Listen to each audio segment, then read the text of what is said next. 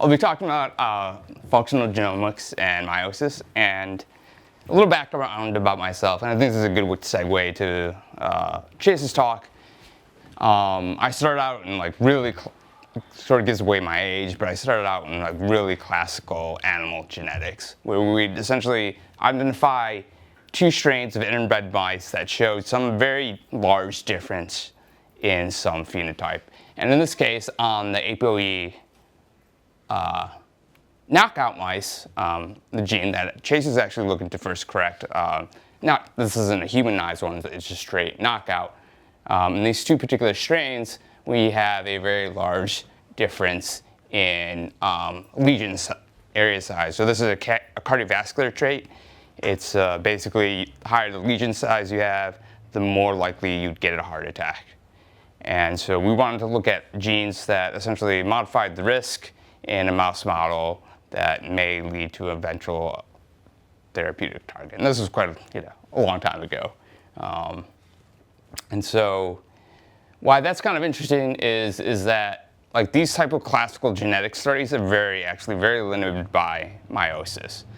So you take the two inbred mouse strain lines, you breed them together, create what we call an F1 generation, and then these cells undergo meiosis. So you have recombination between the maternal and paternal chromosomes, and you end up with a population cohort like this, and then you can go on to map the markers with a given phenotype. And so this is how a lot of animal breeding is done, as well as a lot of really old school classical genetics. And this, even when I was doing this was sort of dated.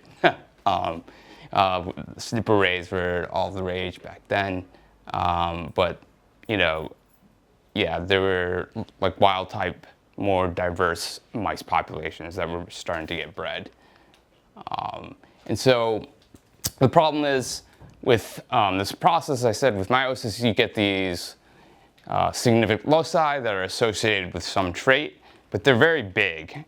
So they include a lot of different markers. And going back to Chase's point, which one's the causal one? How do you determine what's the causal variant? And this is something that sort of perplexes us. And we're very, very much limited by sort of where the recombination has occurred. And so I just took the slide actually from almost more than a decade back. And Merrick had made the point that mouse breeding is it's a good model system, it's really fast, but even when for meiosis, when you want to narrow down the loci without any really cool genetic engineering tools, it still takes a long time. And so this is even a decade later, they're still trying to narrow down this particular loci, risk loci. And it's still a megabase, so there's still a lot of variance there. And so this is just the central dogma of bio. I had this quickly AI generated, but the basic gist is that you have DNA that leads to transcription of some RNA that leads to translates into some protein. And you can associate the DNA variants with some phenotype, but there's other things you could do to increase the evidence that you believe some variant is causal, or at least potentially affecting at some point the end phenotype. And so you can quantify the RNA levels, which is very cheap and easy to do nowadays, as well as potentially the protein levels. And then I'll talk about other methods as well, and why are there so many GWAS hits that happen in sort of the non-coding junk DNA regions. And this is something that Steve had talked about. It's because the non-coding region includes a lot of functional elements that don't affect the protein itself, like the structure, but changes the expression of the levels of the RNA itself and potentially the protein. And so that could affect some phenotype. And so that would capture some of the causality. It wouldn't tell the whole story, but at least you have additional evidence that you can potentially go to and say if you're doing the edit or including in your prediction model that it would, you have more confidence, you can maybe use it as a additional layer as like an empirical prior. And so that's what we ended up doing. This was a large, at that time, around 384 individuals that we had obtained heart tissue from during surgical procedures at the Cleveland Clinic. And what was special about this sample set is that it also included African Americans as part of the cohort. So we could still, the goal was to fine map down the GWAS variants into like potentially one hit. But as you can see, like sort of the LD blocks are still really high. So pointed in the arrow here is the GWAS SNP, the highest SNP that is associated with a disease called atrial fibrillation. And as you can see, there's a lot of hits. So this is association of these variants with the expression levels in the heart tissue. And so why, not only would that be potentially useful in isolating the variant, but also if it's outside the coding regions, we could potentially identify enhancer elements that would be useful for identifying like transcription factors that maybe would help determining what are the transcription factors that we could turn on to eventually make like heart cells, as sort of like the cheat code that Merrick was talking about, and identifying like what are the transformative elements that help determine the cell type. And so yeah, so this was, this is hard, you still have a pretty large LD block, even, with a diverse cohort. But at least you have additional evidence that, this variant isn't, an LD block with not only the GWAS, this contains the GWAS variant, but also affects the expression level of a nearby gene. So that's like kind of like two levels of evidence. However, so there's this, back like half a decade ago, we thought a lot, most of the non-functional variants would be annotated in this matter, either by having, being an EQTL itself or containing, at the time, like histone some epigenetic marks that could explain the GWAS hits. That unfortunately turned out not to be quite true. And, one of the big reasons is,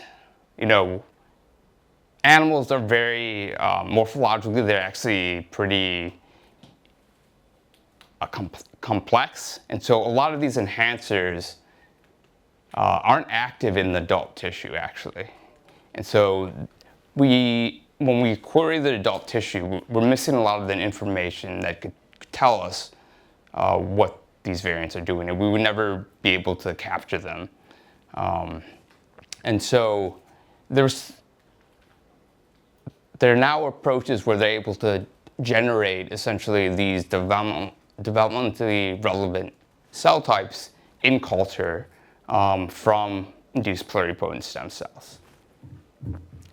Oops, sorry. And so this was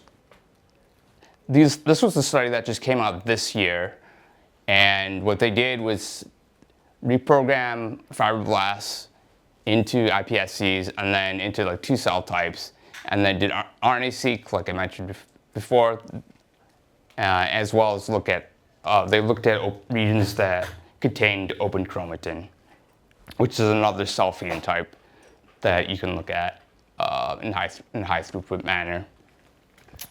And an interesting thing is that they were able to essentially double the number of annotations in just looking at two developmental cell types. It's not like every single state that they could have queried. It just sets the floor of what these annotations could add to a potential predictor.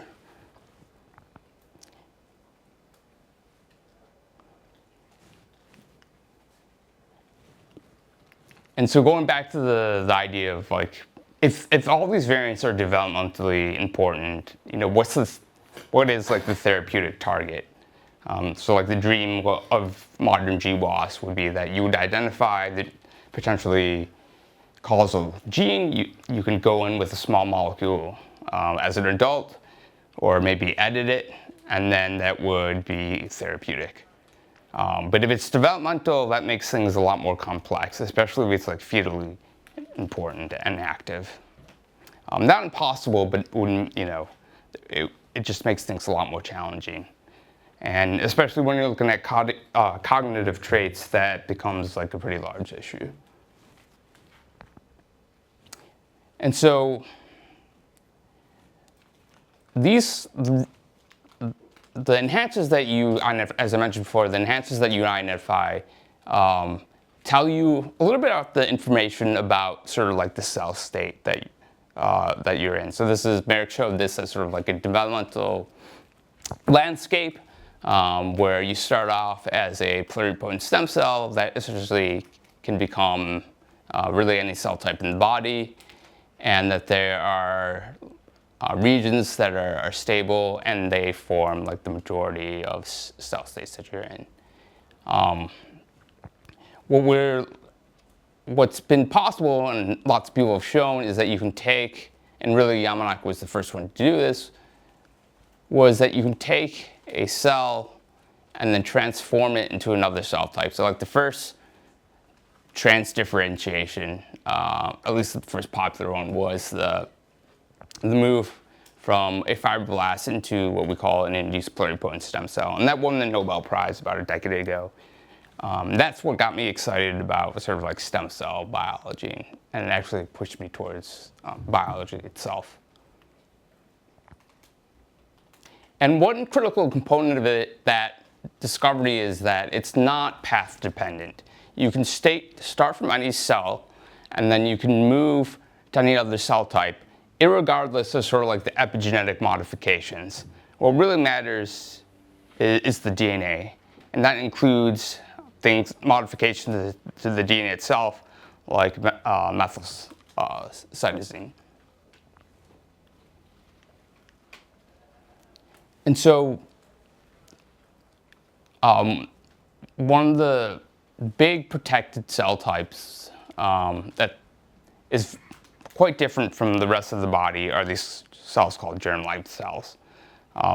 They're essentially sequestered away from the rest of the fetus in a way that's quite different, and they undergo DNA demethylation. And so, as I mentioned before, at the genetic level, there are modifications to DNA that essentially silence regions of the genome that make it much harder to generate RNA from that particular region of the DNA.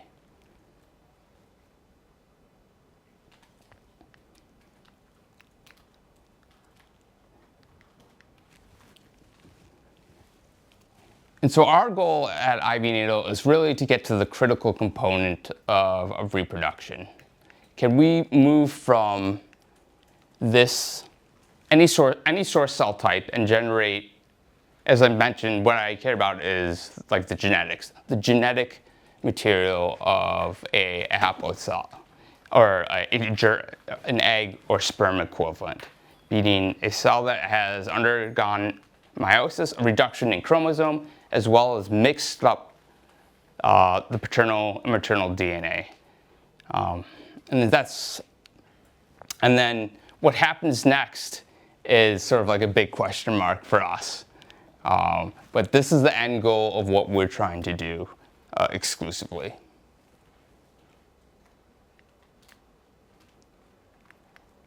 And the goal is to do it as fast as possible and without any additional cells. We think this is possible because there are organisms that undergo meiosis that don't have haploid cells, but even like really divergent things like plants actually do have some additional cells that support the meiotic process. So that is sort of evidence against my particular position on the topic.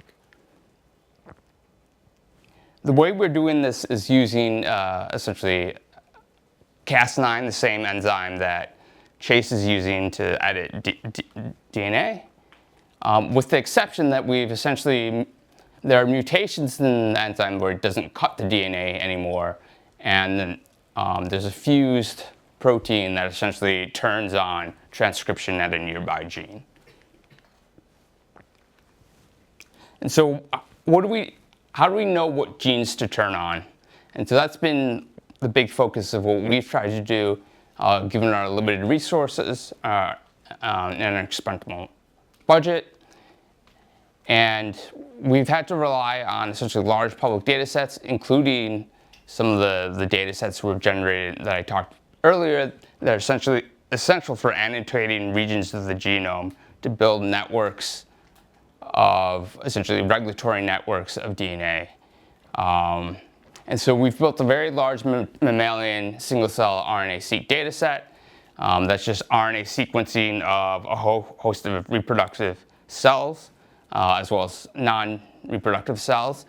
And in particular, I think where we differ from Ovella is that we've focused a lot on the spermatogenesis, mainly because there's a lot more data for a larger host of different species. They undergo meiosis, but they don't form sort of this sort of the essential parts of forming an egg. We get a pretty consistent trajectory across species of genes that turn on, and as well as a sort of potentially a causal network of genes, usually with transcription factors that turn on additional downstream genes that are critical to meiosis. And one of our biggest hits, unfortunately, was it's a pretty well-known meiosis regulated gene that's been known in literature for quite some time. So that gave us confidence in our ability to sort of call it. Of course, that's biased by the data sets people generate here. If they think it's important, they're going to put in, they're actually going to sequence like the data, that particular factor in a method called ChIP-seq, which is just to look at where a factor binds on DNA across the genome.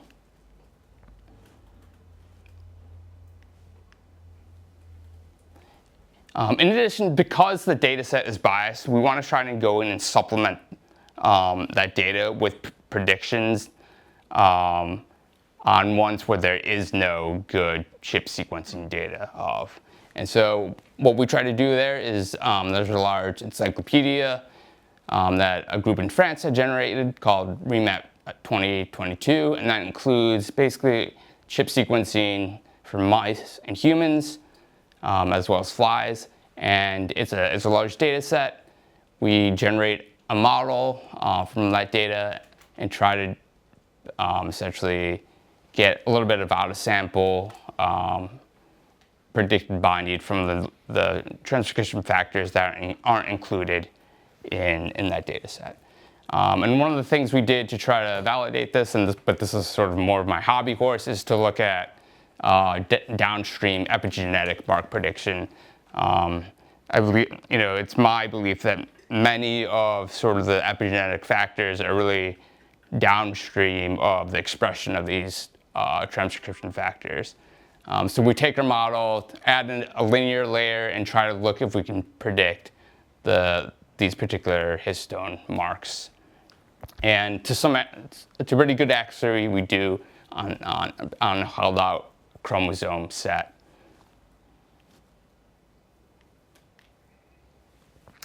In addition,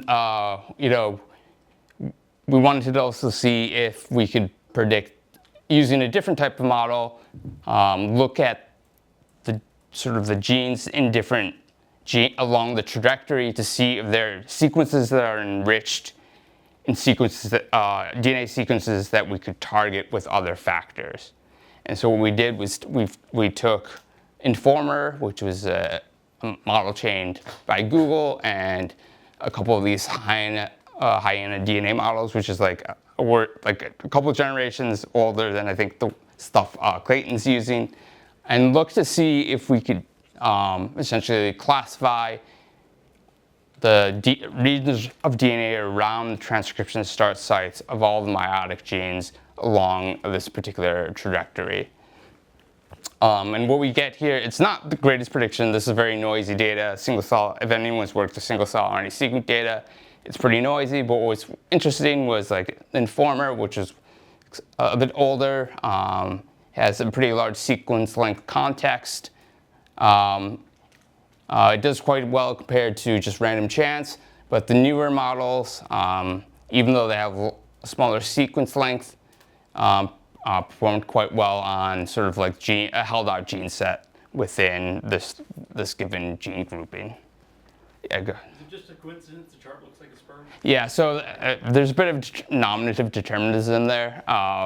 Almost all the single cell RNA-seq data for sperm, irregardless of the species, irregardless if it's like, this goes against Lure Pachter's belief, but like, if it's UMAP, MDE, or TSNE, it always looks like sperm. And I mean, there's reasons for that because sperm are very different. They actually share the cytoplasm in a biopsy during like normal development. So there's like a little bit of denoising there, and also as it becomes haploid, like it expresses very strongly particular genes that are involved with DNA organization and shuts off. Yeah, it's a very, compared to other tissues, it's a very strong trajectory. That's very clear across species. You get some species that are kind of quite divergent, mainly because mainly has to do with the gene annotation actually. Yeah. Sorry. Yeah. Feel free to interrupt with any questions. And so our approach is a transient-based approach. So we've had to, as I mentioned, we're using a CRISPR activation-based approach. We're transfecting mRNA. We tried to do a liposuction-based approach in iPSCs. That's not the greatest. We've since used nucleofection. We've had to done a lot of optimization versus the DNA-based approach. We do screening in HEC293 cells for guide RNA screening. So we've actually done several hundreds of experiments with guide RNA combinations to build basically a model to help increase the expression of adjacent genes and guide RNA targeting. And so, in particular, of roughly 20 downstream meiotic gene targets. And so we've done a lot of optimization of that. Not only do we have the mRNA approach, we've also created just the CRISPR dead Cas9 activators and inhibitors in protein form, as well as some of the DNA demethylases in both methylating the DNA as well as demethylating the DNA. Although we're not really using the ribonuclear proteins right now. And so when we sense the cells using mRNA for using CRISPR activation, we get pretty targeted specific activation of our factors. And so this is STRA8 across like 20 samples, just like a day after. And we basically only get activation of the STRA8 itself, as well as the color is just the significance measure. And yeah, this other significant gene is a gene that's adjacent to our STRA8. And so this is actually not what we were quite looking for at that time point. But for some other some other genes that we turn on, primary genes that transcription factors that we turn on, we do see a pretty strong dose response effect of some downstream meiosis gene in both iPSCs and our HEC293 cells, and we've done a lot of that. It's quite a small effect. I think Mary could probably figure out why. And then over time, we've done the comparison between the messenger RNA encoding for the transcription factor itself, and also turning on the gene using CRISPR activation. We see a good overlap between the significant genes using these two approaches. We also, looking at the downstream gene of this particular target, we get a couple of the meiosis genes turned on. So using different modalities, we get a robust response in downstream meiosis genes. One of the big things we've unfortunately had to work with was, even though we had turned on the protein, turned on the RNA level, we didn't necessarily always get good expression of protein in itself. And so this is straw 8, using a circRNA based approach. And we follow that with staining for the protein, and the CRISPR activation, contrary to what other people have published, actually works really well compared to an actually optimized circRNA for like stability. And we've actually found that surprising. We don't know why, but that's actually happened for us on the circRNA level as well as linear RNA. And so we've done a time course now. We've made improvements to the protocol and done a time course, and we're able to turn on sort of the meiotic program and progress along roughly the time points that you expect to see in meiosis. This includes, so these are just meiotic genes. And then using RNA sequencing, we see that given our treatments, we've turned on a lot of the recombination genes, especially some of the known meiosis driver genes, the synaptonemal complex genes, some of the RNA binding protein genes, and some of the germ cell markers. And that's continually improving as we add in additional guides and additional genes that we are targeting from that from our sort of our driver gene set. And here's examples from whole cell staining for CYP3. At this particular time point, a lot of the genes are turned up, or a lot of the cells in culture have expressed this particular protein. And then this is just a nuclear smear stain of just 5 days post-treatment that we get of CYP3, as well as the DNA stain. Unfortunately, unlike Merrick, we're not getting probably anything after early leptonema that I see.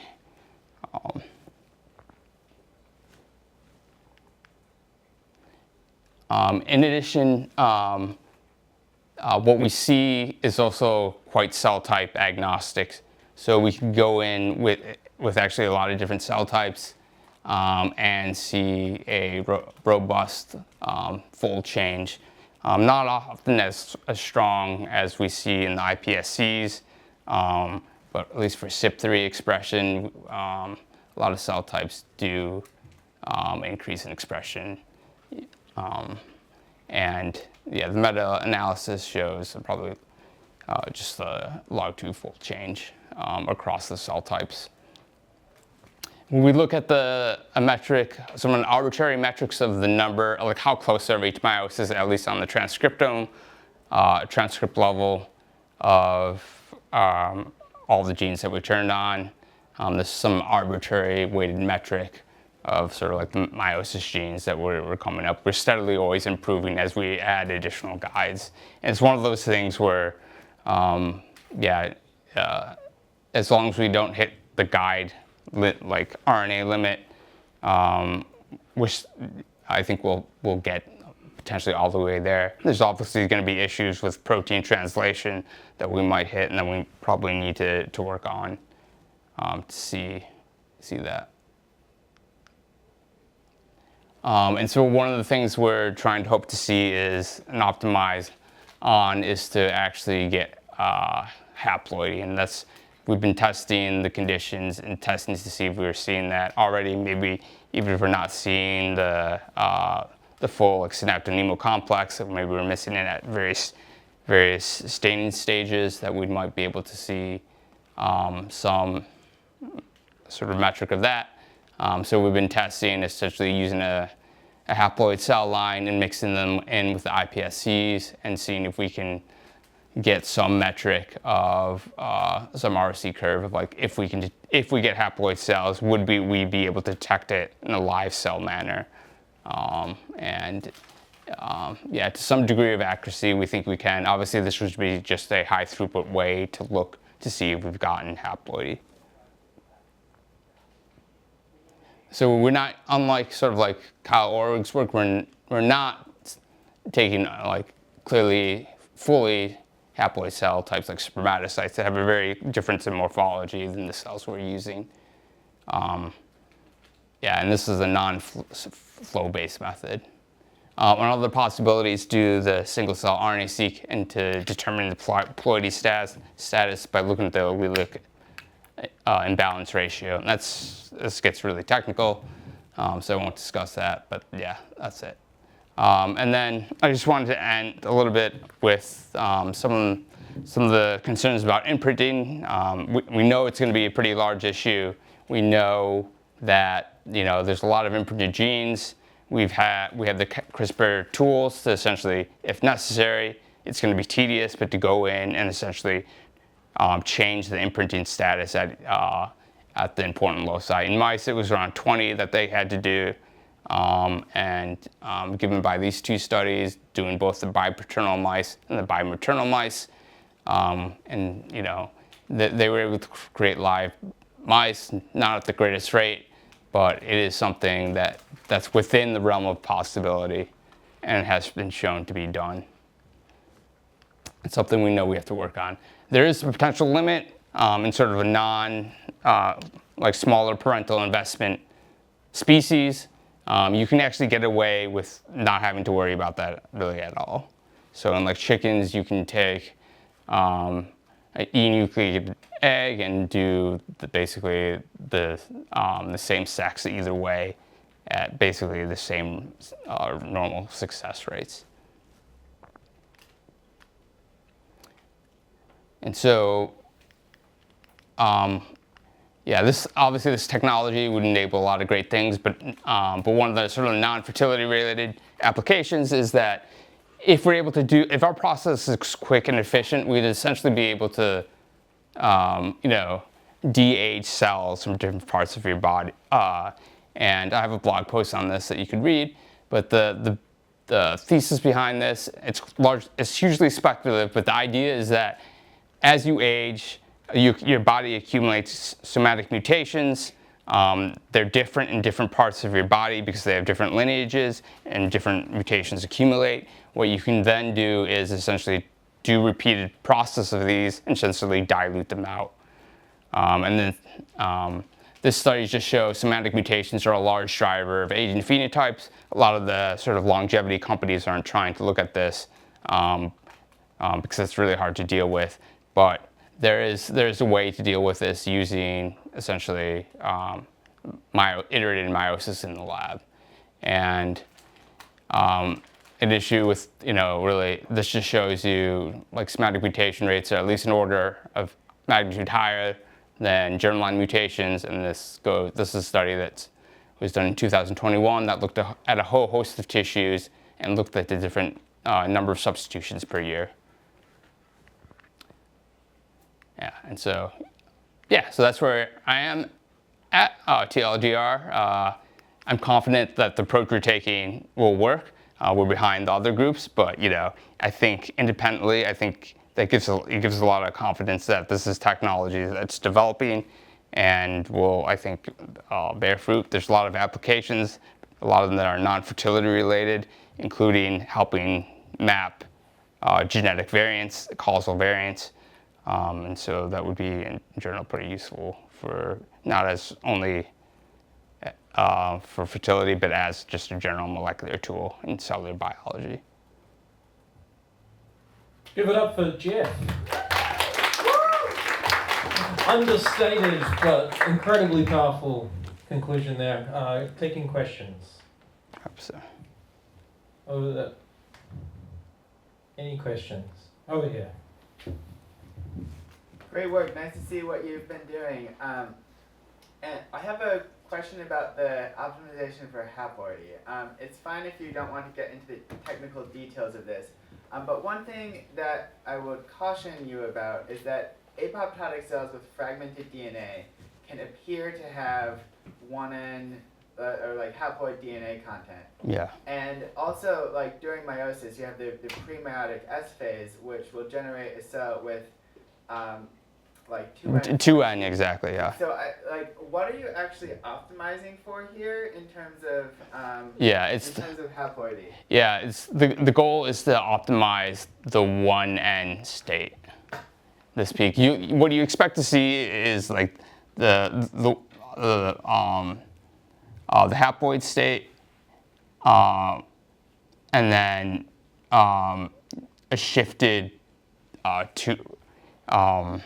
you have to have the second meiotic division for that, and so we're not freezing at we're not freezing at the 1 and 2C state or meiosis 2 state. Okay. Any further questions? Here we are. I Steve. wanted to ask you about the longevity. Oh, sorry. I wanted to ask you about the longevity application. So that was one of your, Yeah. your last few slides. So I'm not sure I absorbed what you were saying. So Yeah, sorry, I went by fast. So this was a paper that came out in 2022, and what the interesting thing was they found was that even though there was a huge difference in mean mutation rate between the various species, as well as difference in lifespan, the end number of accumulated somatic mutations was only different by a factor of 3. So there's about a 40,000, like between some of the biggest and smallest species, like 40,000 difference in size, and potentially 100 difference in lifespan. And so, despite and then the difference in accumulated mutations was only 3 between the biggest, the smallest and biggest mutated species. So the claim is the cells are naturally experiencing somatic mutation according to their lives. Yeah. And as those accumulate, the cell doesn't function as well. That's aging. And the main thing which determines whether a particular species lives a long time or not a long time is the rate at which they have the somatic mutation. Yeah. of the cell. Yeah. And then, okay, so that's interesting science. I mean, because, well, this suggests it's going to be pretty tough to like reverse aging, right? Yeah. But your technology, what would you do with it? Suppose it were perfected, what would you do with it now? Yeah. So so the idea is that you start off with an ensemble of somatic mutations if you sample from different parts of your body. You then look at it like a Wright-Fisher model with like a constant population size, and then you essentially genotype and then pick like top. There's probably better strategies, but naively what you could do is like pick the top 20, top 5, top 10, top 25 with the least amount of mutations, and then go on and generate, have them undergo meiosis, fuse the cells together, and then repeat the process. But are you then replacing the cells in my body with the improved ones that you're making? Yeah, so this depends on, so we would do this, but then this would depend on like, this is highly speculative. Other companies to basically use them as starting material for like autologous CAR T or bone marrow transplant or generating like organs. Okay, but it's a method for making young cells. Yeah, it's a method for making young cells. The nice thing about this is you don't have to know what the causal ones are. You just have to go to an ancestral state. It will mix up the genotypes, so you might end up essentially like fixed, where you might have more of your like maternal DNA, but that's still allogenic. Like the histocompatibility of the selfing essentially is, you would essentially get no immune response. Modulo actually like the de novo mutations that they get during normal development. that you, yeah. Back to well, okay, sorry, never mind, I withdraw the question, but yeah, okay, thanks for answering. All right. Still got a little time. We don't have to use all of it, but any further questions? Back here. Okay, we'll just give it up for Jeff one more time.